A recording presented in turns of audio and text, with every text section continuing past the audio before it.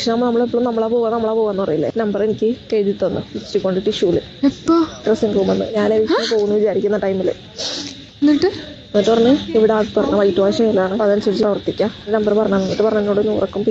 ഈ ഒരു വീഡിയോയിൽ നമ്മൾ കണ്ടത് ആദില ശൈത്യരടുത്ത് അനിമോളുടെ PR കുറിച്ച് സംസാരിക്കുകയാണ്. അതായത് ആദില ഇവിടുന്ന് എവിക്റ്റ് ആകുമെന്ന് പല സമയത്തും തോന്നിയ സമയങ്ങളിലൊക്കെ അനുമോളുടെ PR നമ്പർ എഴുതി ആദിലയുടെ കയ്യിൽ ടിഷ്യൂവിൽ കൊടുത്തു ഡ്രസ്സിംഗ് റൂമിൽ വെച്ച്. എന്നിട്ട് പറഞ്ഞു അക്ബറിനാണ് ഇവിടെ ഏറ്റവും കൂടുതൽ ഹൈപ്പ്, അക്ബറിനെയാണ് ഇവിടെ വെളുപ്പിച്ചുകൊണ്ടിരിക്കുന്നത്, അപ്പോൾ അക്ബറിനെ അടിച്ചിടണം, പ്ലസ് നൂറയ്ക്കും ഉള്ള PR ഇത് കൊടുത്തോളൂ, 50,000 രൂപ കൊടുത്താൽ മതി എന്നുള്ള കാര്യമൊക്കെ ശൈത്യരടുത്ത് പറയാണ്. അന്ന് ഇതൊക്കെ കേട്ടിരുന്ന ഒരാളാണ് ആദില, അതിനൊക്കെ എസ് മൂളിയ ഒരാളാണ് ആദില. അനുമോള് കൊടുത്തിട്ടുണ്ടോ ഇല്ലയോ എന്നുള്ളത് നമുക്ക് ക്ലിയർ അല്ല. പക്ഷേ അന്ന് അക്ബറിനെ എതിർത്തിരുന്ന അല്ലെങ്കിൽ അക്ബറിനോട് ഒരു ഇഷ്ടവും ഇല്ലാത്ത ഒരാളായിരുന്നു ആദില. ഇങ്ങോട്ട് ചോദിച്ചതാണ് പറ. അപ്പൊ അവക്കും അന്ന് അക്ബറിന് നല്ല ദേഷ്യമായിരുന്നു. അവൾ ഇത്രയും പറഞ്ഞിട്ട് എനിക്ക് ഇതാണ്. അനുമോള് ഇതിനകത്ത് ആദ്യമേ പറയുന്നത് അനുമോളുടെ അച്ഛൻ്റെ നമ്പറാണ് അനുമോള് കൊടുത്തത്, അല്ലെങ്കിൽ അനുമോളുടെ നമ്പറാണ് ആദിലേക്ക് കൊടുത്തത് എന്നുള്ള രീതിയിലാണ് അനുമോള് പറയുന്നത്. അതിനുശേഷം അനുമോള് പറയുന്നുണ്ട് അവൾ ഇങ്ങോട്ട് ചോദിച്ചതാണ്, എന്നിട്ട് അവൾ എൻ്റെ കയ്യിൽ നിന്ന് മേടിച്ചതാണെന്നുള്ള രീതിയിൽ അനുമോള് പറയുന്നില്ല. അന്ന് അവൾക്കും അക്ബറിനോട് ദേഷ്യം ഉണ്ടായിരുന്നു. അക്ബർ എന്ന വ്യക്തിയോട് പല കാരണങ്ങൾ കൊണ്ട് ആദിലേക്ക് ദേഷ്യം ഉണ്ടായിരുന്നു അന്ന്. പക്ഷേ അന്ന് ഇവിടെ ഒരുമിച്ച് നിന്ന് ഇങ്ങനെ PR നമ്പർ മേടിച്ചിട്ടുണ്ടെങ്കിൽ തന്നെ ഒരുമിച്ച് നിന്ന് ചെയ്തൊരു കാര്യം അനുമോളുടെ തലയിൽ മാത്രം ഇട്ടിരിക്കുകയാണ് ഇവിടെ ആദില എന്ന വ്യക്തി. കാരണം ഇവൾക്കൊരു ന്യൂസ് കിട്ടി, അനുമോളുടെ PR ഭയങ്കര സ്ട്രോങ് ആണെന്നും അനുമോൾ ജയിക്കാൻ സാധ്യതയുണ്ടെന്നുമുള്ള ന്യൂസ് കിട്ടി.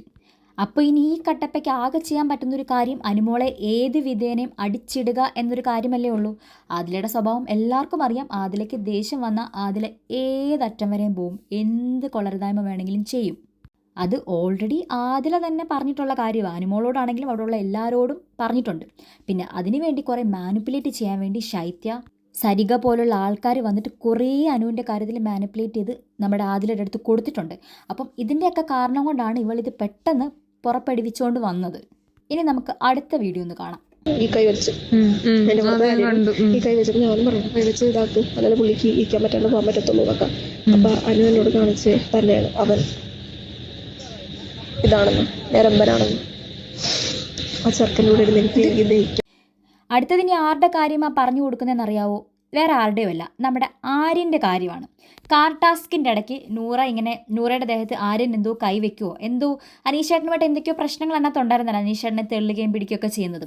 അപ്പോൾ അനുമോൾ ഇങ്ങനെ കാണിച്ചു കൊടുത്തു, ആര്യൻ ഞരമ്പനാണെന്നുള്ള രീതിയിൽ അനുമോൾ കാണിച്ചു കൊടുത്ത്. എനിക്ക് ആ ചെറുക്കനോട് അവൾ കാണിക്കുന്നത് ദഹിക്കണില്ലാടി, ഇങ്ങനെയാണ് ആദില പറയുന്നത്.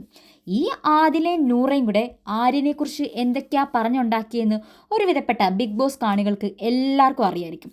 ആര്യൻ ഡബിൾ മീനിങ് പറഞ്ഞു.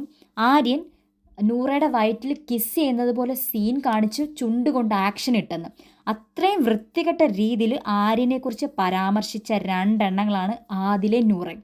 എന്നിട്ട് ആര്യൻ വന്നപ്പോൾ ഒരു ഉളുപ്പും ഇല്ലാണ്ട് ആര്യൻ്റെ അടുത്ത് പോയി മിണ്ടി. ഇത്രയ്ക്കൊന്നും അനു പറഞ്ഞുണ്ടാക്കിയില്ലല്ലോ ആര്യനെക്കുറിച്ച്. പിന്നെ ജിസേലിൻ്റെ പുതപ്പിന് ആ ഒരു കേസാണെങ്കിൽ അവിടെയുള്ള പലരും പുറത്ത് വന്നിട്ട് ഈ സ്റ്റേറ്റ്മെൻറ്റ് പറഞ്ഞിട്ടുണ്ട്. ഇവർ തമ്മിലുള്ള ആ റിലേഷൻഷിപ്പിനെ പറ്റി പറഞ്ഞിട്ടുണ്ട്. മാത്രവുമല്ല ആ പറഞ്ഞതിൽ അനു ഇപ്പോഴും ഉറച്ചു നിൽപ്പുണ്ട്.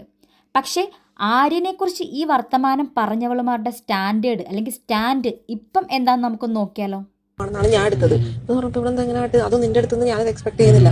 അപ്പൊ എനിക്ക് അങ്ങനെ ഭയങ്കര ഫുൾ നെഗറ്റീവ്. നീ അങ്ങനെ തമാശക്ക് ചെയ്യും പുറത്ത് ആര്യനെക്കുറിച്ച് പറഞ്ഞ സ്റ്റേറ്റ്മെൻറ്റിന് ആര്യൻ്റെ അടുത്ത് സോറി ചോദിക്കുന്ന രംഗമാണ് ആദിലയും നൂറയും കൂടെ. അതിൽ നൂറയ്ക്ക് തീരെ താല്പര്യമില്ല കേട്ടോ. നൂറയ്ക്ക് ശരിക്കും ഫീൽ ചെയ്തൊരു കാര്യമാണ്. നൂറ അതിനകത്ത് നല്ല വൃത്തിക്ക് മുഖം തിരിച്ച് പോകുന്ന കാണുന്നുണ്ട്. ഈ ആദില എന്തൊക്കെയാണ് പറയുന്നത്, ഞാൻ അത്രയും സീരിയസ് ആയിട്ട് പറഞ്ഞൊരു കാര്യം ഇപ്പം ഇവൾക്ക് മിസ്അണ്ടർസ്റ്റാൻഡ് ചെയ്തതാണെന്നുള്ള രീതിയിൽ ആര്യൻ്റെ അടുത്ത് വന്ന് ക്ഷമ ചോദിക്കുക. ഇവരെന്തിനാ ആര്യൻ്റെ അടുത്ത് ക്ഷമ ചോദിക്കുകയെന്നറിയാവോ? ഒന്നാമത്തെ കാര്യം, ഇവളുമാർ ഇതൊക്കെ പറഞ്ഞുണ്ടാക്കിയിട്ട് പല പ്രശ്നങ്ങളും പുറത്ത് നടക്കുമല്ലോ ഇതിൻ്റെ പേരിൽ. അപ്പം ഓൾറെഡി ബിൻസി അപ്പാനിയൊക്കെ വന്ന് കുറേ അനുവിനെ ചൊറിഞ്ഞു. അപ്പോൾ ഇവരുടെ പേടി ആര്യൻ ഇത് വന്ന് ചോദിച്ചു കഴിഞ്ഞാൽ, എല്ലാവരോടും ഇവളുമാരെ ചോദ്യം ചെയ്ത് കഴിഞ്ഞാൽ ഇവളുമാർക്ക് ഒരു നെഗറ്റീവ് ആകുമോ, അല്ലെങ്കിൽ ആര്യനെക്കുറിച്ച് ഇങ്ങനെ പറഞ്ഞത് പുറത്ത് എങ്ങനെയാണ് എടുക്കുന്നത്, ആര്യൻ ഇത് വന്ന് ചോദിക്കുമോ ബിൻസി അപ്പാനിയെ പോലെ. അത് ഒന്നാമത്തെ കാര്യം, ആ ഒരു ടെൻഷനുണ്ട്. രണ്ടാമത്തെ കാര്യം എന്ന് പറഞ്ഞു കഴിഞ്ഞാൽ, ആര്യൻ വന്ന സമയത്ത് ഈ അനുമോളും ആര്യനും തമ്മിൽ മിണ്ടത്തില്ല. അപ്പം അനുമോൾ ആര്യന് നല്ല കൂട്ടായിട്ട് മിണ്ടുന്നുണ്ടായിരുന്നു. അപ്പം അതിൻ്റെ കുശുമ്പ്, കാരണം ഇവർക്ക് നേരെ ആര്യൻ തിരിഞ്ഞു കഴിഞ്ഞാൽ സാക്ഷിയായിട്ട് അനുമോൾ അവിടെ ഉണ്ട്. അപ്പോൾ ആ ഒരു പ്രശ്നം വരുന്നതിന് മുൻപേ ബ്ലോക്ക് ചെയ്യാൻ വേണ്ടിയിട്ട് ആര്യനോട് ആദ്യമേ പോയി അങ്ങ് ആദില സോറി പറഞ്ഞു. ആദിലയുടെ ആ ഒരു ഡബിൾ സ്റ്റാൻഡ് കണ്ടോ? പറഞ്ഞ സമയത്ത് നൂറെ എന്തൊക്കെ തെറി വിളിച്ച ആദില, എന്തൊക്കെയായിരുന്നു. അനുമോൾ അങ്ങനെ പറഞ്ഞു, ഒരു ആ ചെക്കനല്ലേ പോട്ടെ ബ്രദറിനെ പോലല്ലേ എന്നൊക്കെ പറഞ്ഞ് അനുമോൾ വിട്ട കാര്യം ആദില എന്ത് ഷോ ഓഫായിരുന്നു, എന്തൊക്കെയായിരുന്നു ഇവിടെ കിടന്ന് കാണിച്ചത്. എന്നിട്ട് പ്രശ്നമാകുമോ എന്നൊരു പേടി വന്നപ്പോൾ നേരെ തിരിഞ്ഞു. എന്നിട്ട് ഒരു നാണവും ഇല്ലാതെ ആര്യൻ വന്നപ്പോൾ രണ്ടുപേരും കൂടെ കൈയും പിടിച്ച് ആര്യൻ്റെ അടുത്ത് പോയി സംസാരിക്കുകയും ചെയ്തു. എന്നിട്ട് അനുമോൾ ഈ ഞരമ്പൻ കേസ് അനുമോൾ പറഞ്ഞപ്പം അനുമോൾ എന്തിനു പോയി അങ്ങനെ പറഞ്ഞിട്ട് ആ ചെറുക്കനോട് പോയി സംസാരിച്ചു. അപ്പോൾ ഇവർ പറഞ്ഞതിൽ തെറ്റില്ല, ഇവർക്ക് പോയി സംസാരിക്കാം, ഇവർക്ക് വായി തോന്നുന്നു വിളിച്ച് പറഞ്ഞിട്ട് അനുമോൾ പോയി സംസാരിച്ചപ്പോൾ തെറ്റ്. എന്നിട്ട് മോർണിംഗ് ടാസ്ക് കൊടുത്തപ്പം ആദില ഈ ഒരു കാര്യം ഒരു വലിയ ഇഷ്യൂ ആയിട്ട് അനുമോളുടെ അടുത്ത് പോയി അനുമോളെക്കുറിച്ച് പറയാണ്. ഇവൾ പലരെക്കുറിച്ചും, അത് ആര്യൻ്റെ പേര് അവൾ എടുത്തു പറഞ്ഞു ആദില, ആര്യനെക്കുറിച്ചൊക്കെ അവൾ മോശമായിട്ട് പറഞ്ഞിട്ട് ആര്യൻ വരുമ്പം ഒരു ഭാവവ്യത്യാസവും ഇല്ലാതെ കൂസലുമില്ലാതെ പോയി ആര്യനോട് മിണ്ടിയ ആളാണ് അനുമോളെന്ന് ആദില പറഞ്ഞു. ഇവളുമാർ ഇതുപോലത്തെ കൂസലില്ലാതെ എന്തൊക്കെ നാണംകെട്ട പരിപാടി കാണിച്ചു, എന്തോരോ ആൾക്കാരെ കുറ്റം പറഞ്ഞു. ഇന്ന് അക്ബറിൻ്റെ കുറ്റം പറഞ്ഞാൽ പിറ്റേ ദിവസം അക്ബറിൻ്റെ കൂടെ പോയിരിക്കും, ഇന്ന് ഷാനവാസിൻ്റെ കുറ്റം പറഞ്ഞാൽ പിറ്റേ ദിവസം ഷാനവാസിൻ്റെ കൂടെ പോയിരിക്കും, ഇന്ന് അനുമോളുടെ കുറ്റം പറഞ്ഞാൽ പിറ്റേ ദിവസം അനുമോളുടെ കൂടെ പോയിരിക്കും, ഇന്ന് നെവിൻ്റെ കുറ്റം പറഞ്ഞാൽ പിറ്റേ ദിവസം. അങ്ങനെ ചെയ്യുന്ന രണ്ടാൾക്കാർ അനുമോൾ പോയി ആര്യനോട് മിണ്ടിയതിന് എന്താണ് തെറ്റ് കാണുന്നത്? അപ്പം അനുമോളെ വലിച്ചങ്ങോട്ട് ഇട്ട് കൊടുക്കുവാണ് ആ കാര്യം, മനസ്സിലായോ? അനുമോളെ അവിടെ നെഗറ്റീവ് ആവണം, ഞങ്ങൾ നെഗറ്റീവ് ആവരുത്, ഞങ്ങൾ പറഞ്ഞു, ഞങ്ങൾ പോയി മിണ്ടും, ഞങ്ങൾ നല്ല ആൾക്കാർ. അനുമോൾ ഈ ഞരമ്പനാന്ന് പറഞ്ഞിട്ട് അനുമോൾ മിണ്ടിക്കഴിഞ്ഞാൽ അതൊരു തെറ്റ്, ഓക്കെ? എന്നിട്ട് അനുമോൾക്കുള്ള ആയുധമായിട്ട് അതെടുത്ത് പ്രയോഗിച്ചു. എന്നിട്ട് ഈ ഓന്തിൻ കുഞ്ഞിൻ്റെ അടുത്ത വീഡിയോ നമുക്കൊന്ന് കണ്ടാലോ? നമ്മുടെ വീട്ടുകാരെ, നമ്മളെ വൈഫിന്റെ എല്ലാവരുടെ അക്കൗണ്ടിൽ കയറിയിട്ട് ഇവള് പറഞ്ഞ് ഏൽപ്പിച്ച ടീമുകൾ തെറി വിളിക്കുകയാണ്. ബാക്കി നാട്ടുകാരെ എല്ലാം വെച്ചിട്ട് തെറി വിളിച്ച് തെറി എന്നിട്ട് ചേച്ചി നേരെ പോയി ഈ ഒരു കാര്യം അക്ബറിന്റെ മുൻപിൽ അങ്ങ് അവതരിപ്പിക്കുകയാണ്. ഇതുപോലെ PR-ന്റെ കയ്യിൽ നമ്പർ കൊടുത്തിട്ട് അക്ബറിനെ അടിച്ച് താഴ്ത്താൻ വേണ്ടി അനുമോള് ഇങ്ങനൊരു കാര്യം ചെയ്തു, എല്ലാം അവൾ ചെയ്യുന്നുണ്ട്, ഇതെല്ലാം കൂടി എനിക്കങ്ങോട്ട് എടുക്കാൻ പറ്റുന്നില്ല എന്നൊക്കെ പറഞ്ഞിട്ടാണ് ചേച്ചിയുടെ ഡയലോഗ്. കാരണം അനുമോളുടെ കൂടെ നിന്നിട്ട് എനിക്ക് പറ്റുന്നില്ല. അനുമോളുടെ അക്ബറിനെ തകർക്കാൻ വേണ്ടിയിട്ട് അനുമോളുടെ സഹായം വേണമായിരുന്നു, എല്ലാ കാര്യത്തിലും അനുമോളുടെ സഹായം വേണമായിരുന്നു. അനുമോൾ എടുത്തേ പറയുന്നുണ്ട് ഏറ്റവും കൂടുതൽ അതിന് ആഗ്രഹിച്ചത് ആ നൂറേയും ആദിലും എന്ന് പറഞ്ഞ 2 വ്യക്തികളാണ്. എന്നിട്ട് ഇപ്പം പറയുന്നു എല്ലാം കൂടി എനിക്ക് അങ്ങോട്ട് എടുക്കാൻ പറ്റുന്നില്ല. എങ്ങനെ എടുക്കും? അമ്മാതിരി തെണ്ടിത്തരം ചെറ്റത്തരം അല്ലേ കയ്യിലിരിക്കുന്നത്. അക്ബറിൻ്റെ അടുത്ത് പോയി പറഞ്ഞ് അക്ബറിനെ മാനസികമായി തളർത്തി അക്ബറിനാകെപ്പാടെ വിഷമവും സങ്കടവും ഒക്കെ ആയിരുന്നു. ഇങ്ങനൊരു കാര്യം പറഞ്ഞു കൊടുക്കുമ്പോൾ എന്തായാലും ആർക്കാണെങ്കിലും ഒരു ബുദ്ധിമുട്ട് വരത്തില്ലേ?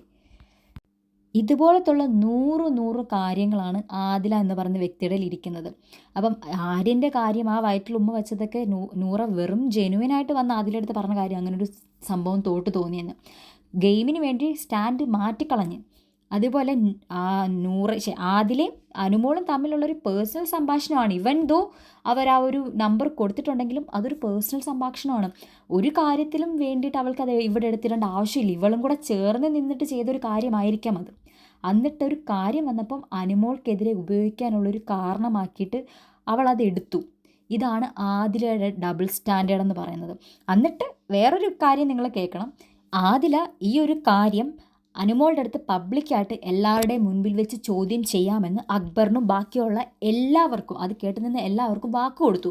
ഇന്ന് തന്നെ ഈ ഒരു ക്വസ്റ്റ്യൻ ചെയ്യും, അനുമോളെ ക്വസ്റ്റ്യൻ ചെയ്യും എന്നുള്ള രീതിയിലൊക്കെ വാക്ക് കൊടുത്തതിന് ശേഷം ആ ടൈമിൽ ബിഗ് ബോസ് അനൗൺസ് ചെയ്യാണ് നിങ്ങൾ ടോപ്പ് 5 അല്ല ടോപ്പ് 7 ആണെന്ന്.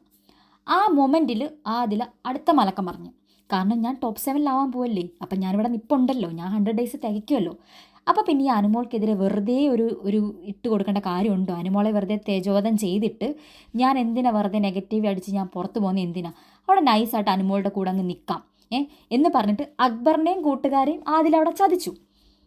കൂടാതെ ബിഗ് ബോസ് കുറച്ച് വീഡിയോസ് എല്ലാം കൂടെ കാണിച്ചു കൊടുത്തപ്പോഴത്തേക്ക് അവിടെ പുള്ളിക്കാരത്തി അങ്ങ് ഫ്ലാറ്റായി. അപ്പം തന്നെ മാറി, സ്റ്റാൻഡ് അങ്ങ് മാറി. അക്ബറിനെ ഹെൽപ്പ് ചെയ്തു, അല്ലെങ്കിൽ അക്ബറിനും ബാക്കിയുള്ളവർക്ക് വേണ്ടി അനുമോളോട് ഈ PR-ൻ്റെ കാര്യം ചോദിക്കാമെന്ന് പറഞ്ഞ ആദില ബിഗ് ബോസ് ടോപ്പ് 7 ആണെന്ന് അനൗൺസ് ചെയ്തപ്പോൾ കംപ്ലീറ്റ്ലി ഫുള്ളായിട്ട് മാറിയിട്ട്, സ്റ്റാൻഡ് ഫുള്ള് മാറിയിട്ട് അനുമോളുടെ അടുത്ത് ഇനി ഇത് ചോദിക്കുന്നില്ല എന്നൊരു സ്റ്റാൻഡിലേക്ക് ആദില എത്തുവാണ്. അതിനുശേഷം അക്ബറൊക്കെ രാത്രി അവിടെ നിന്ന് സംസാരിക്കുന്നുണ്ട്, ഈ ആദില എന്തൊരു സ്വഭാവമാണ്, ഡബിൾ സ്റ്റാൻഡേർഡാണ്, അവൾ നമ്മളോട് ചോദിക്കാമെന്ന് പറഞ്ഞിട്ട് അവൾ ഇപ്പോൾ എന്താണ് ഇങ്ങനെ ചെയ്യുന്നതെന്നുള്ള രീതിയിൽ അങ്ങനെ കംപ്ലീറ്റ്ലി ആദില മാറി. അതിനുശേഷം അനുമോളായിട്ടൊരു കോംപ്രമൈസ് ടോക്ക് വന്നിട്ടും ആദില സംസാരിക്കാൻ വേണ്ടി നിന്നില്ല, നൂറ മാത്രമേ സംസാരിച്ചുള്ളൂ. കാരണം ആദിലക്കറിയാം ഈ ഒരു കാര്യം ആദില ഓൾറെഡി പബ്ലിക്കായിട്ട് കുറേ ആൾക്കാരുടെ അടുത്ത് പറഞ്ഞു കഴിഞ്ഞു. അനുമോളുടെ ചെവിയിലെത്തിയാൽ അനുമോൾ ഇത് വന്ന് ചോദിക്കുമെന്ന് അറിയാവുന്നതുകൊണ്ട് ആ ഒരു ദിവസം ഫുള്ള് ആദില അനുമോളുടെ അടുത്തുനിന്ന് വിട്ടു നിൽക്കുമായിരുന്നു.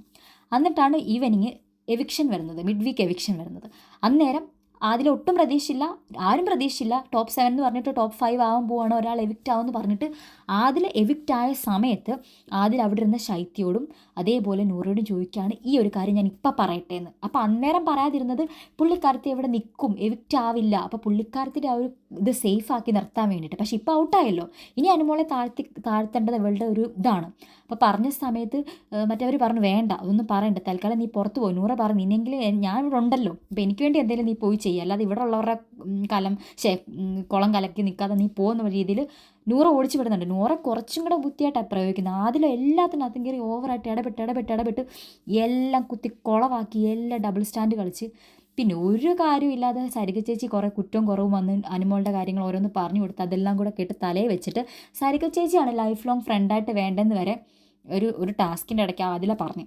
ആ ഒരു വ്യക്തിത്വമാണ് ആദില എന്നൊരു വ്യക്തിക്കുള്ളത്. ഈ ലക്ഷ്മി പറഞ്ഞതിലോ യാതൊരു തെറ്റുമില്ല. വീട്ടിൽ കയറ്റാൻ കൊള്ളാത്ത 2 എണ്ണം. Even Shaitya is far better than Noora and Adila എന്ന് ഞാൻ പറയും. ശൈത്യ പിണങ്ങിയ സമയത്ത് ആ പിണങ്ങി അങ്ങ് പോയി. പുള്ളിക്കാരത്തി പിന്നെ പുറത്ത് ചെന്നപ്പോൾ പുള്ളിക്കാരത്തിക്ക് 1 നെഗറ്റീവ് അടിച്ചപ്പോൾ അനുമോളുമായിട്ട് ഒന്ന് കോംപ്രമൈസിന് ശ്രമിച്ചു. ആ രീതിയിലെങ്കിൽ ആ നെഗറ്റീവ് ഒന്ന് മാറട്ടെ അനുമോളുമായിട്ട് ഫ്രണ്ട്ഷിപ്പായിട്ട്. പക്ഷേ അനുമോൾ അതിന് വഴങ്ങി കൊടുത്തില്ല. പക്ഷേ ആദില നൂറ അങ്ങനെയല്ല. ഞാനൊരു ട്രോള് കണ്ടായിരുന്നു ആക്ച്വലി. ആദിലയുടെ നൂറയുടെ ഇത് വെച്ചിട്ട് എങ്ങനെയാണ് ആദിലയുടെ നൂറയുടെ സ്വഭാവം. പുലിവാൽ കല്യാണ മൂവിയില്ലേ, ആ മൂവിക്കകത്ത് ജഗതി ഇടയ്ക്ക് മറ്റേ ലാലിൻ്റെയും ജയസൂര്യയുടെ പെങ്ങളായിട്ടുള്ള കാർത്തികയ്ക്ക് ഇടയ്ക്ക് കൊണ്ട് മോതിരം ഇടും. അതായത് ജയസൂര്യ കെട്ടാൻ പോകുന്നത് കാവ്യമാധവനെയാണെന്ന് അറിയുമ്പം കൊണ്ട് മോതിരം ഇടും, കാവ്യമാധവനെ അല്ലാന്നറിയുമ്പം മോതിരം ഊരി മാറ്റും. പിന്നെയും കാവ്യമാധവനെയാണ് ജയസൂര്യ കെട്ടാൻ പോകുന്നതെന്ന് അറിയുമ്പോൾ പിന്നെയും കൊണ്ട് മോതിരം ഇടും, അല്ലാന്നറിയുമ്പോൾ പിന്നെയും മോതിരം ഊരി മാറ്റും. ആ ഒരു രീതി ഉണ്ടല്ലോ, സ്വന്തം നിലനിൽപ്പിന് വേണ്ടി അല്ലെങ്കിൽ സ്വന്തം ആ ഒരു കാര്യത്തിന് ഒരു സെൽഫിഷ്നെസ്സിന് വേണ്ടി മാത്രം യൂസ് ചെയ്യുന്ന ആ ഒരു നിലപാടിലാണ് ആദില നൂറ ഈ ഒരു ഫുൾ നാൾ അനുമോൾ എന്ന വ്യക്തിയുടെ അടുത്ത് നിന്നത്. അനുമോൾ എന്ന വ്യക്തിയോട് ഇവർക്ക് ഒരു രീതിയിലും ചിന്തയിലായിക്കോട്ടെ അവരുടെ ചിന്താഗതിയിലും ഒക്കെ ഭയങ്കര 1 ഡിഫറൻസ് ഉള്ള ഒരാളാണ്. അനുമോൾ വേറെ രീതിയിലുള്ള ഗെയിമാണ്. അപ്പോൾ ആദിലയ്ക്കും നൂറയ്ക്കും ഒരിക്കലും അനുമോളുടെ അടുത്ത് പൊരുത്തപ്പെട്ട് പോകാൻ പറ്റുന്നൊരു സ്വഭാവമല്ല, എൻ്റെ ഡിഫറെൻ്റ് ആണ്. ആ വ്യക്തികൾ എന്തിന് പിന്നെ അനുമോളുടെ അടുത്ത് കൂട്ടുകൂടി മാറി. അവർക്ക് പറ്റുന്നില്ല വെച്ചാൽ മാറി നിൽക്കണം. എന്തിനാണ് അനുമോളുടെ ഫെയിമും അനുമോളുടെ പുറത്തുള്ള സപ്പോർട്ടും കണ്ടിട്ട് ആ ഒരു രീതിക്ക് അനുമോളെ യൂസ് ചെയ്ത് അവിടെ നിന്നത്. ഫ്രണ്ട്ഷിപ്പ് എന്നൊരു കാര്യം. എന്നിട്ട് ലാസ്റ്റിൽ എല്ലാ കുറ്റവും. പിന്നെ ഇതിന് മുൻപേ ഞാനൊരു വീഡിയോ ഇതേപോലത്തെ ഒരു വീഡിയോ ഇട്ടിട്ടുണ്ട്. ശൈത്യയും ആദില നൂറയും കൂടാണ് ഷാനവാസിൻ്റെ അടുത്ത് ബിൻസിയുടെ അപ്പാനിയുടെ കാര്യം പറഞ്ഞു കൊടുക്കുന്നത്. അതിനകത്ത് അനുമോൾ പറഞ്ഞിട്ടുണ്ട്. അനുമോൾക്ക് ഇച്ചിരി പോയ കൊടാലി അനുമോൾ കുറേ കാര്യങ്ങൾ പറയും ഇങ്ങനത്തെ. പക്ഷേ ഇവരാരും ഇല്ലാത്തവരല്ല. എന്നിട്ട് ഇവർ പ്ലാൻ ചെയ്യുകയാണ്, രാത്രിയിലിരുന്ന് അനുമോളോട് ഇത് ചോദിക്കാൻ പോവുകയാണ്, ശൈത്യ നീ ആ സമയത്ത് ഒഴിഞ്ഞു മാറിക്കോണം എന്നുള്ള രീതിയിൽ, അപ്പാനിയും അക്ബറും എല്ലാം കൂടെ. എന്നിട്ട് ഇവരെല്ലാം ഒഴിച്ചിട്ടിട്ട് അനുമോളുടെ തലയിൽ ഈ പ്രശ്നം എടുത്തിട്ട് അനുമോളെ വലിച്ചു കീറാൻ ഇട്ട് കൊടുത്ത ആളാണ് ഈ ആദില എന്ന് പറയുന്ന വ്യക്തി. സ്വന്തം നിലനിൽപ്പിന് വേണ്ടി മാത്രം അവിടെ നിന്നൊരു വ്യക്തി. ഇവിടെ അനുമോളുടെ സപ്പോർട്ട് കൊണ്ട് മാത്രം ഇവിടെ വന്ന് ജയിച്ച് കയറി അല്ലെങ്കിൽ ഇവിടെ വരെ എത്തിയ ഒരാളാണ്. അതിനെക്കാട്ടി എത്ര ഫാർ ബെറ്റർ ആയിട്ടുള്ള ആ ഒരു കണ്ടസ്റ്റൻസ് ഉണ്ടായിരുന്നു. ആ ലക്ഷ്മി ഉണ്ടായിരുന്നു. Even though Mastani is far better than her. എനിക്ക് സങ്കടം വരുന്നു ആദിലപ്പോൾ ഒരു വ്യക്തി ഈ ഒരു 99 അല്ലെങ്കിൽ 98 ഡേയ്സ് അവിടെ നിന്നത്.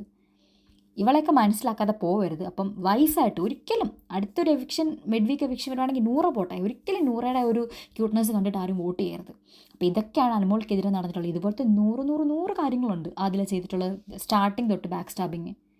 എന്നിട്ട് ലാസ്റ്റിൽ ഒരു പ്രശ്നവും ഇല്ലാതെ ലാലേട്ടൻ വന്ന സമയത്ത് ലാലേട്ടൻ്റെ അടുത്ത് പറഞ്ഞതാണ്, ലാലേട്ടൻ ഞങ്ങൾ തമ്മിൽ ഒരു പ്രശ്നവും, ഞങ്ങൾ ഭയങ്കര ഫ്രണ്ട്സാണ്, എൻ്റെ ഹൃദയം കൊടുക്കുകയാണ്, അവളുടെ സേഫാണെന്ന് പറഞ്ഞിട്ട് പെട്ടെന്ന് വീട്ടിനകത്തുനിന്ന് കുറേ ആൾക്കാർ വന്ന് തകിടം പറഞ്ഞ് കയ്യകലം പാലിക്കുകയാണ് അത്ര അനുമോളുടെ അടുത്ത്.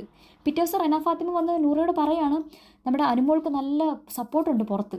ഒട്ടനെ പിന്നെ കളം മാറ്റി നൂറ, ആദില കളം മാറ്റി. പിന്നെ അനുമോളുടെ സപ്പോർട്ട് കണ്ടിട്ട് അവളോട് മിണ്ടാനും പറ്റില്ല, മിണ്ടാതിരിക്കാനും പറ്റത്തില്ല എന്നുള്ള രീതിയിൽ അങ്ങോട്ട് ആദില അങ്ങ് തകർന്ന് വേറൊരു നിവർത്തിയില്ലാണ്ട് വന്നപ്പം ആദില പിന്നെ മൊത്തത്തിൽ കടന്ന് എന്തൊക്കെയാണ് കാണിച്ചു കൂട്ടിയത്. അത് അവൾക്കൊരു ബോധമില്ല. ഇനി നിങ്ങൾക്ക് എന്താ തോന്നുന്നതെന്ന് വെച്ചാൽ ഇത് കണ്ടിട്ട് കമൻറ്റ് ചെയ്യുക.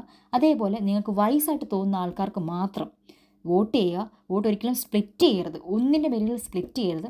അതേപോലെ ചാനൽ ഇഷ്ടപ്പെടുന്നുണ്ടെങ്കിൽ ലൈക്ക് ചെയ്യുക, ഷെയർ ചെയ്യുക, സബ്സ്ക്രൈബ് ചെയ്യുക. Thank you.